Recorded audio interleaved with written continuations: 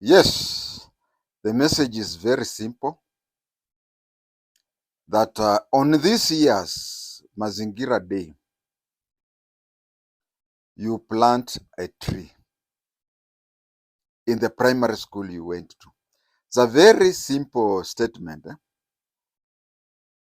which can be solved in a very simple way, but it comes out with a massive answer. You'll not believe it. But it has also has some effect on me as an individual.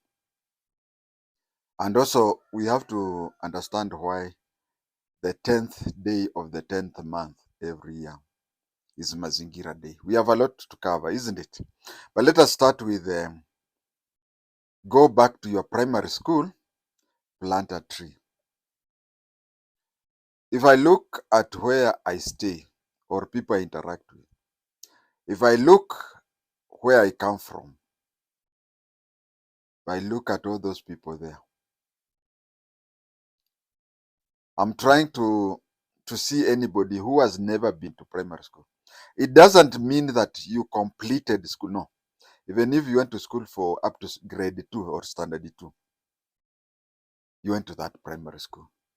So it is just like telling everybody, every Kenyan to plant a tree.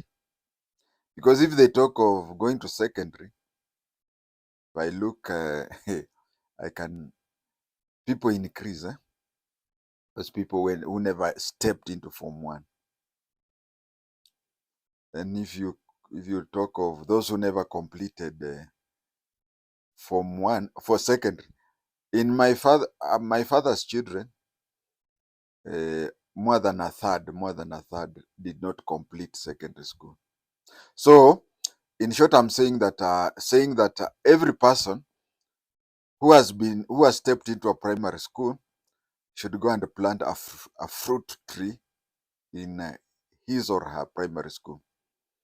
I totally agree with the government when they say that we plant fruit tree, because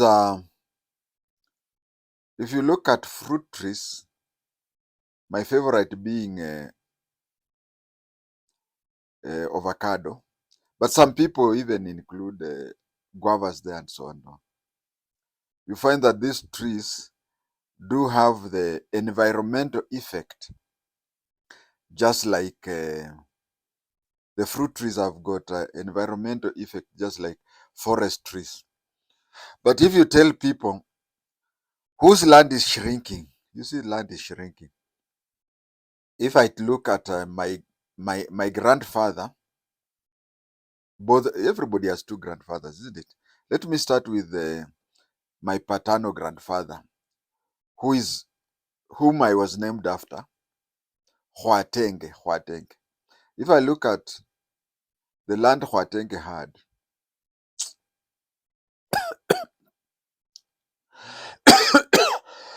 if you look at the land Huatenge had, sorry, and then you look at what land his son had,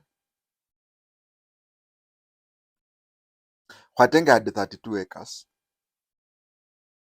And out of the 32, is it 31 or 32? Out of the 31 acres, it is 31 point something. If out of the 31 acres, I have 6 with 4 sons,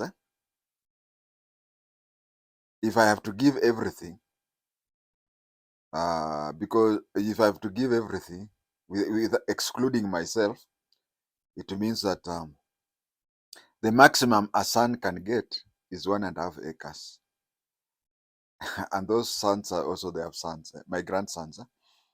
So each son would get 1.5 acres. What I'm trying to say is that the land is shrinking. The land is shrinking.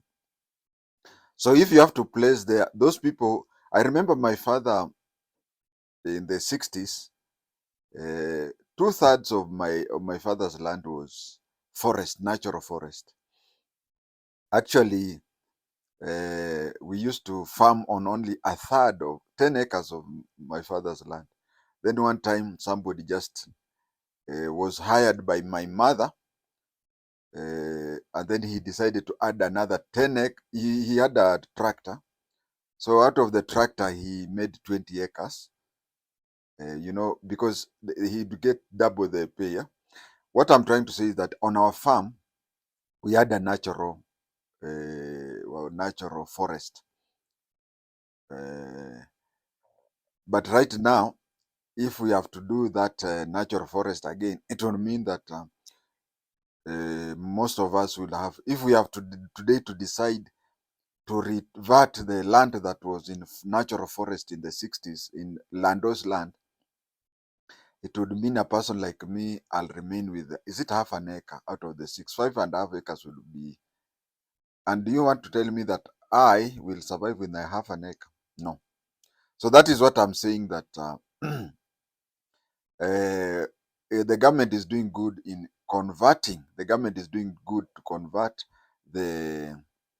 The government is doing good to convince people to plant fruit trees, because yes, I can use that 5.5 acres in a forest, but what do I eat?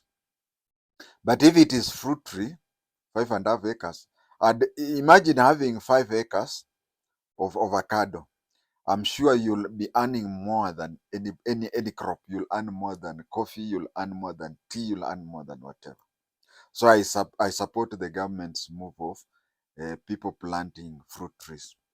And it is also good that they are saying that plant in the primary school that you went. It is also that some people are landless. Now, if you tell anybody, there's even a time, I think, there's a time even when they used to tell people that, is it 10%, that you take 10% of your land and make it what?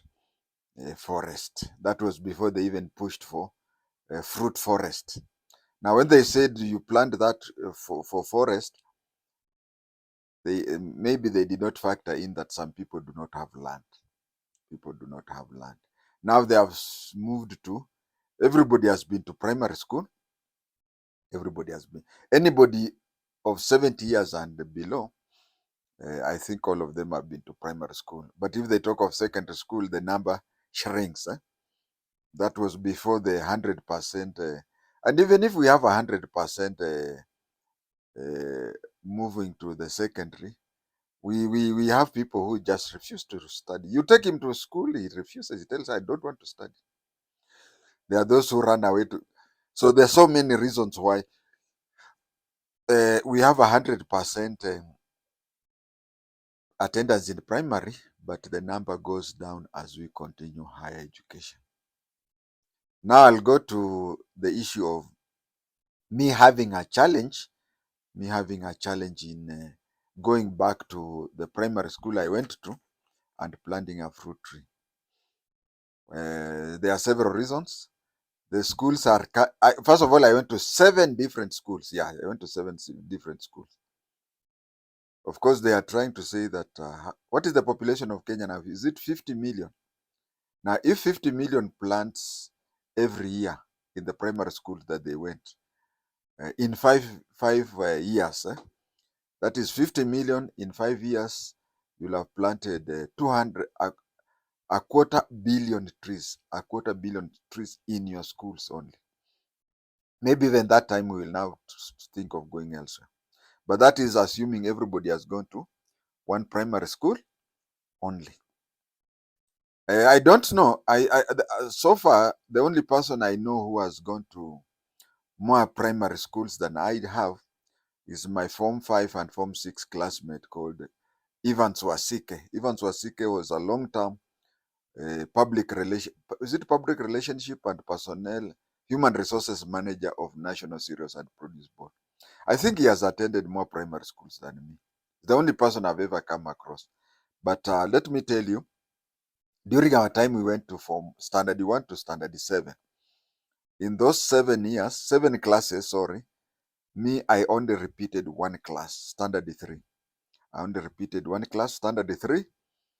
Otherwise, I went to 7 different schools, 7 different primary schools. Let me see if we can count that. In my standard 1, term 1 and term 2, I went to Ziwani Primary School. I went to Ziwani Primary School in Mombasa, which is not very far from Mombasa Polytechnic, which today is called TUM, Technical University of Mombasa. And then there is another school there called Ziwani School for the Deaf. They are neighboring each other. So I went term 1 and term 2, I went to Ziwani Primary School. There's even a time when in my adult life, when I was in my 40 years, I went to, I found myself in Ziwani School for the Deaf, and I was telling the teachers there that I'm a former student here. Said, no, we started arguing. Then when I told them, they told me, I asked them, how sure are you that you are very sure I was never in this school? Yeah. Said, yes, because this is a school for the deaf. Said, but I've always believed I was in Ziwani Primary School. Then they showed me the next door school, which they said that was Ziwani Primary for the normal school. People in Mombasa, you understand that, of course. So Ziwani Primary School, my first school, I went to a school called that school. That was my first term 1 and term 2. Then term 3, in my standard 1, I only went to a school in Nakuru. It's called Nakuru West Primary School. Nakuru West Primary School. I went to that school for only one term. We used to stay near Ever Ready. I even usually see those houses every time I go. We used to stay, but I can't tell which particular house we used to stay.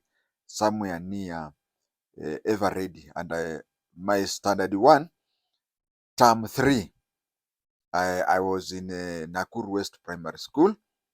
That is, in standard 1, I was in 2 schools, one in Mombasa, one in Nakuru. Then standard 2, first term, I went to Matete Primary School. I went to Matete Primary School for my first term, standard 2. I know many people will confuse Matete Primary School with today's Matete Primary School. Matete Primary School of today is not Matete Primary School of my time. Just like you find people saying they went to Riruta Primary School in the 60s, and it is not Riruta Satellite Primary School. Riruta Primary School of the 60s is what today is called HGM Riruta. That is what used to be called in the 60s Riruta Primary School. And then a new school came up, Riruta Satellite Primary School. And since it was near Riruta Trading Center, it was given the name Riruta Satellite Primary. And this one was named HGM. The same way, Matete Primary School is on that dangerous black spot between Kaburengu and Chimoi. It used to be called Matete Primary School, but nowadays it's called St. Mukasa. At Matete Trading Center, they started a new primary school, which they named it Matete Primary School. So St. Mukasa, today St. Mukasa is what used to be called Matete, and that is the school I was there for the first term, standard 2. That is my third school. Then my fourth school, which was standard 2, term 2 and 3, was a school in Kajiado. It is still there. It's called Township Primary School. Township Primary School is where I went for my standard 2, term 2 and term 3. That is my fourth school, isn't it? Ziwani, then you go to Nakuru West, then you go to Matete, then you go to Township is my fourth school. That was standard 2, term 2 and 3. Then I went to, my father was transferred from Kajiado to Wajir, and then during those days, Wajir had no primary school. Yeah. We want to have a university in every county. So I had to transfer together with my siblings, from Township Primary to Primary Boarding School, Kajiado. That is my fifth school. That is my fifth primary school. Now, The seventh primary school and the fifth primary school are the schools that I studied for longer.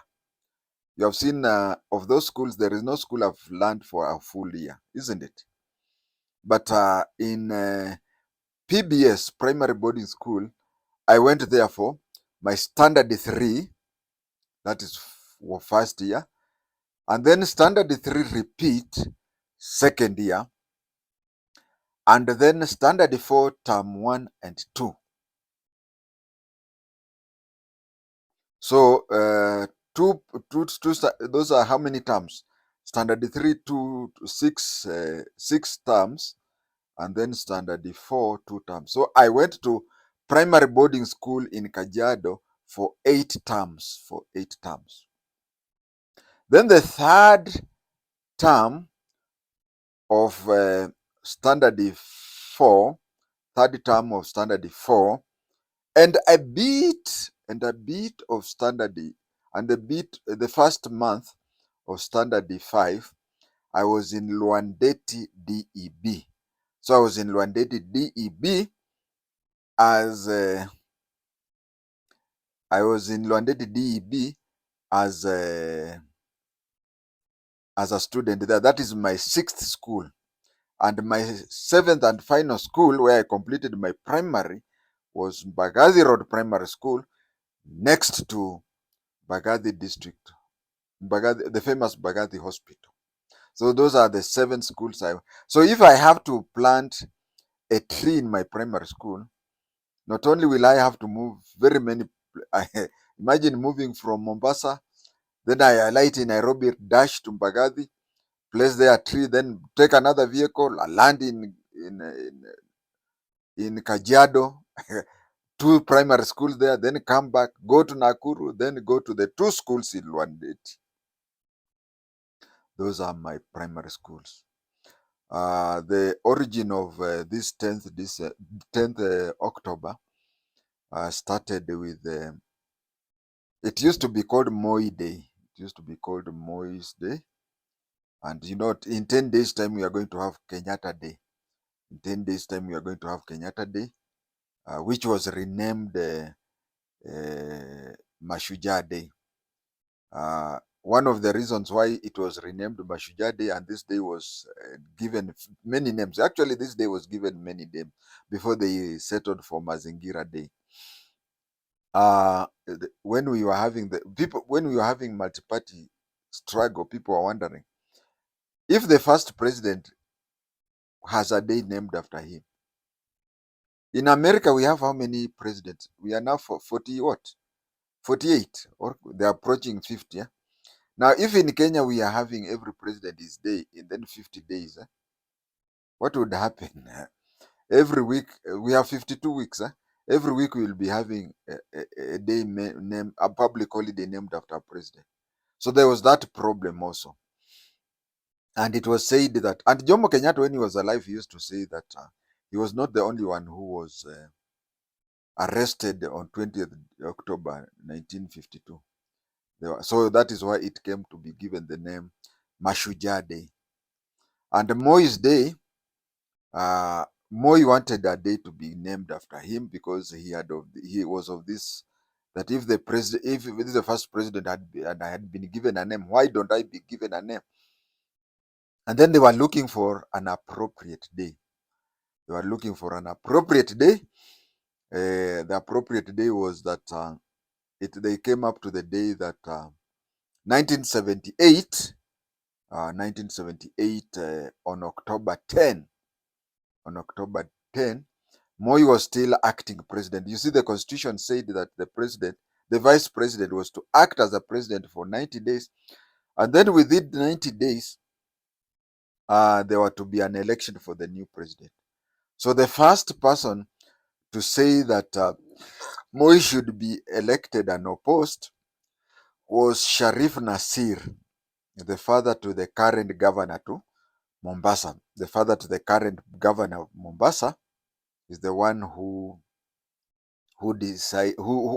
suggested on 10th October 1978 that why don't we have Moi nominated and elected as the sole candidate for the presidential. But then when these things started becoming practicable, it became so hard because especially President being Moi, especially the president being Moi, he used to give a better speech and he used to cover a lot of things on Moi Day. So that 10 days later, the speech that he would give would be a pale shadow. So they were seen to be too close to each other. But since he was the president, that holiday could not be scrapped. After multi-party, that day became just a holiday without any function or whatever. But Moi, when he sensed that it would be removed, he told people that he would want that day to be a day for. This day has been given three various functions. Some of them we have to come up with them when we talk. It has also been suggested that it becomes Utamaduni Day.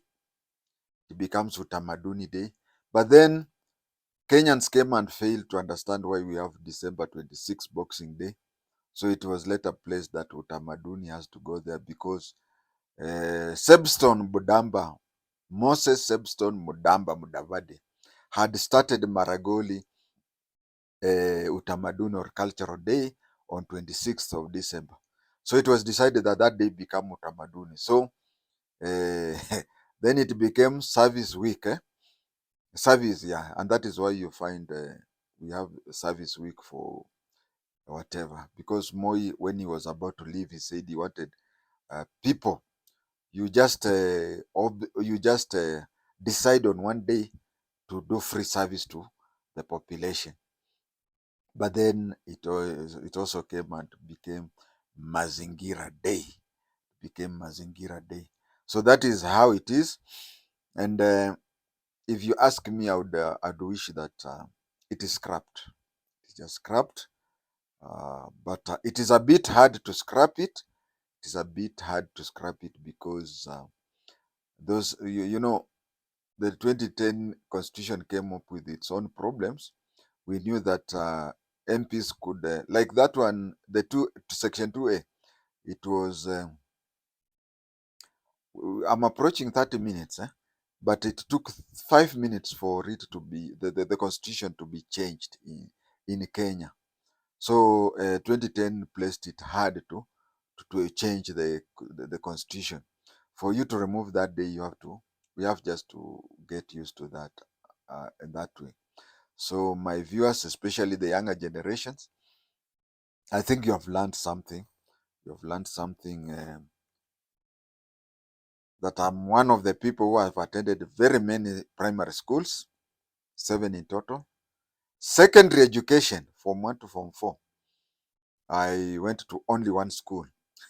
Now, if you are told to go to a secondary school and plant anything there, it's a bit hard for me because Nairobi Technical is now a polytechnic. It's no longer a school. And high school, that is advanced level, I went to Bungoma High School.